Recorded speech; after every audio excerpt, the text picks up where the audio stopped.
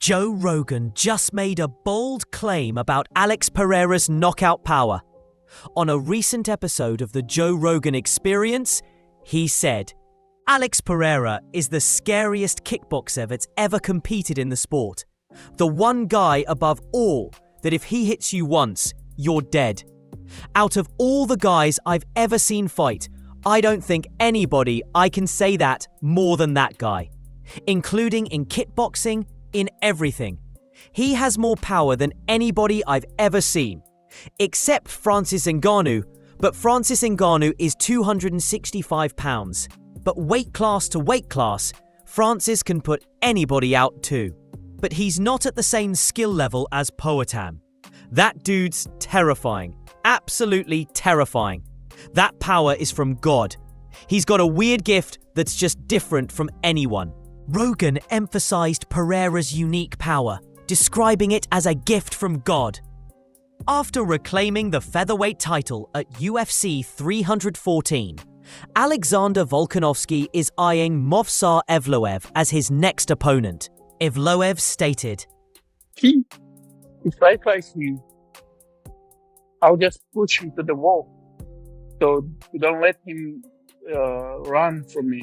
Yeah, so don't let him move. Yeah. And then he have to do exchanging with me. So then he will tire, or I'll break him. Because I think I know that I have bigger power, better wrestling, and I can control this guy 5 rounds or finish on the ground.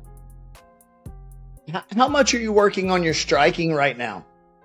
For last fight with the Aljo, I was focused almost for 100% for striking, because you see only talking about I have no finish, I have just wrestling style. So I was trying to show them that I have good striking also.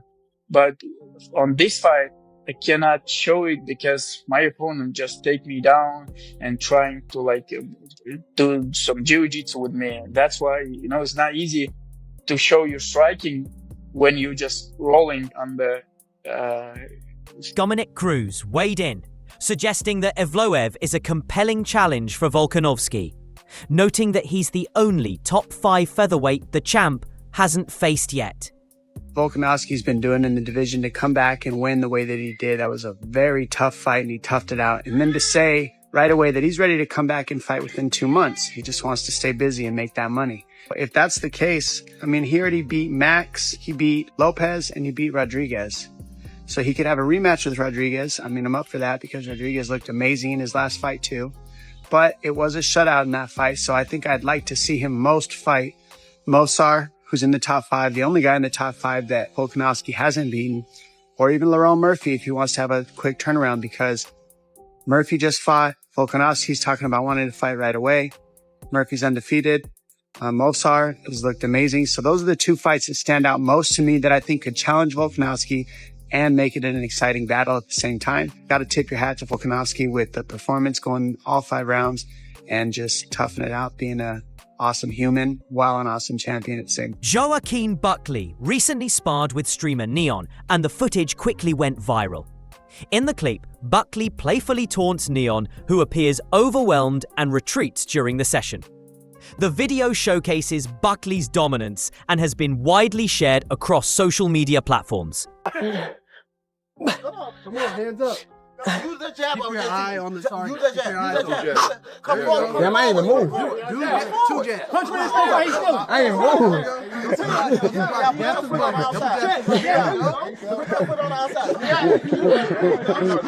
What's this? It's crazy. Step to your left. Chill out, Thanos. Right here. Let it go. Jab. Boom. That was all chest. That was clean. That's it. Now, taking out the gloves. Aaron Pico shared his thoughts on a potential bout between Islam Makhachev and Ilia Topuria. Pico believes that Makhachev would be a formidable challenge for Topuria. That's what a champion essentially is supposed to look like. make the calls, go out there, deliver on the calls, then all of a sudden vacates the title. I mean, how do you feel? Because you said earlier, like you were looking at him and going, there's holes here. I think it's good for the sport, to be honest with you. I mean, him and Islam, I mean, people really want to see that. Everybody has their own style, and it seems like his style is just doing what he did. Honestly, I believe Islam is just a little too much for him, but I'm also a fan, you know, so I would have loved to see that. Ahead of his title defense against Jack Della Maddalena at UFC 315, Bilal Muhammad expressed a preference for skeptics over supporters. I'm like, bro, go back, get away from me. I don't want the fans. I want the doubters. I want the people to tell me I'm going to lose because it just makes me work that much harder. But that's why I have the circle around me, the teammates around me that keep me level-headed. There is no easy fight in this game. There is no easy win, as people will say it, or the fans will say it. In my head, I'm going against the best striker in the world. In my head, I'm going against Canelo Alvarez. So I've got to train like I'm going against those guys, so I don't look past him and I don't take my foot off the gas. I'm still having that underdog mentality. For me, it's not defending the belt. It's still fighting for the belt again. It's still remembering that it took me this long to get my Taiki shot. It took me this long to get noticed by anybody. I'm not going to let it go. He's not going to take it from me.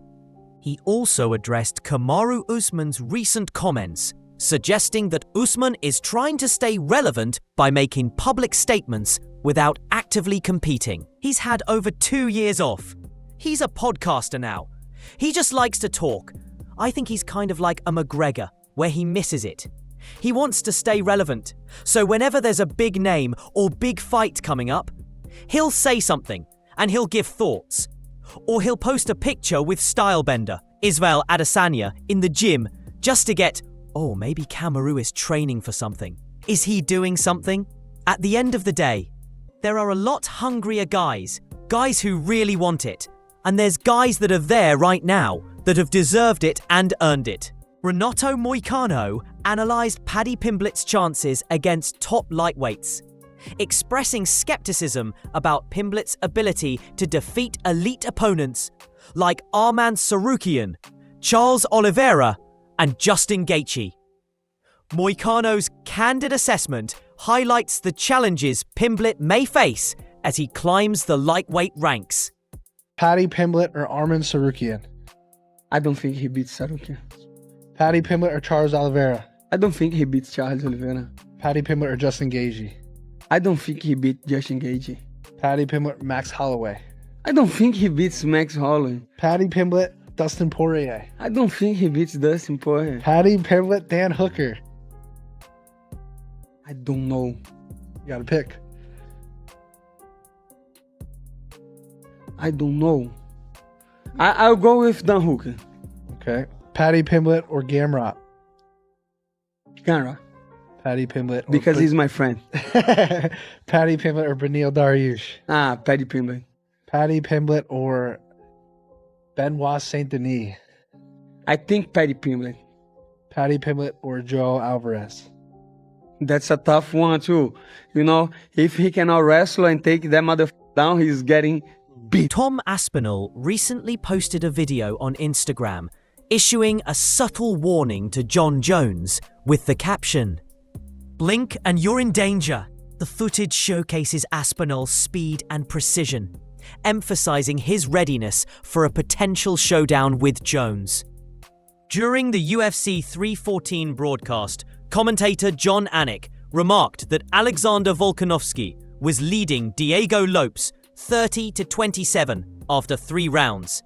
Anik later revealed that UFC matchmakers Sean Shelby and Mick Maynard gave him disapproving looks following his comment.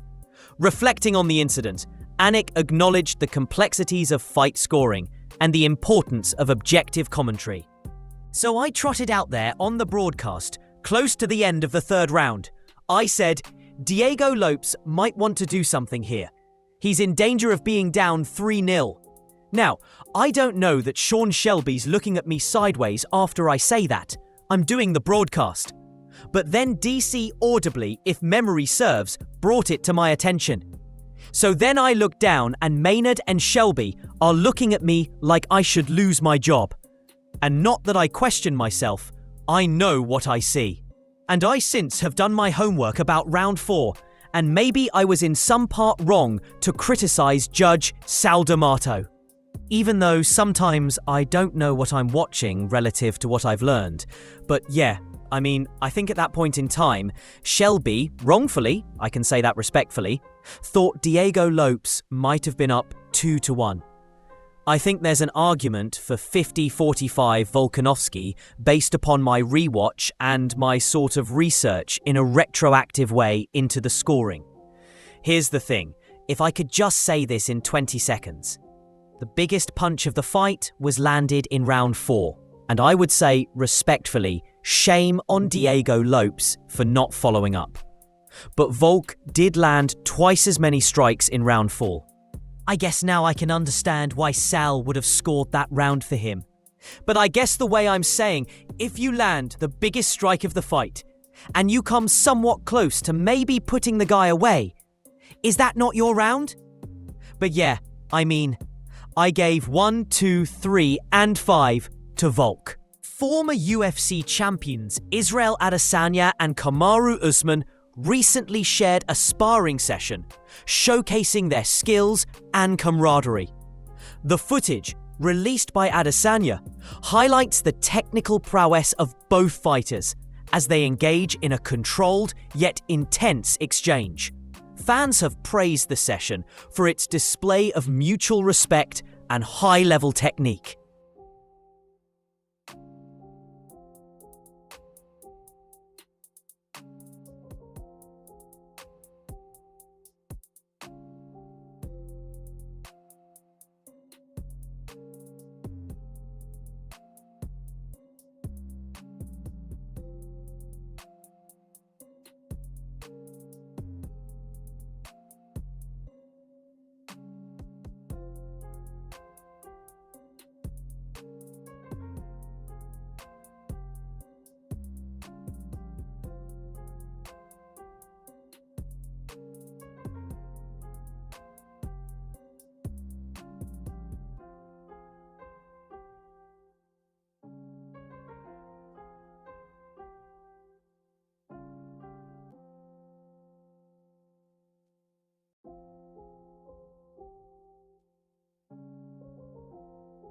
Khamzat Chimaev has been making headlines with his aggressive sparring sessions. In a recent video, Chimaev is seen dominating his sparring partner, delivering powerful strikes and showcasing his relentless fighting style. The footage has sparked discussions about Chimaev's training intensity and his readiness for upcoming bouts.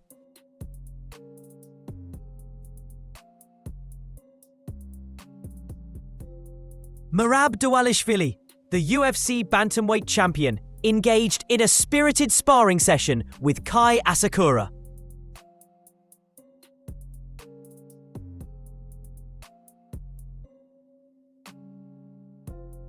Israel Adesanya is already setting the stage for a big return, and he's got unfinished business. Yeah, another thing with Izzy, he was saying he's kind of enjoying his life. Before, he was just like taking all these back-to-back fights. If you look at some of the old pay-per-views, every other pay-per-view he was the headliner of. And he's taking some break, and it seems like he's just in a really good headspace. That's good. A good headspace, and it seemed like he was wanting that Strickland fight back. Yeah. If they fought, what do you think would be the difference? Izzy, I mean, they said, I mean, not excuses and stuff, but that was a very, his knee was fucked up. He was just so burnt out. It was just a bad night where he didn't show up. I mean, especially after that fight, you see Strickland. He's a great fighter, but he's not like Izzy. He's not like Izzy for sure. He had a good night. He had a bad night, in my opinion. Yeah, he said GSP gave him some good advice and just said, like, don't just take these fights. Like, make sure you're hungry to take a fight, especially when you're at this level and you have enough money. Like, make sure you're hungry and you want to do it.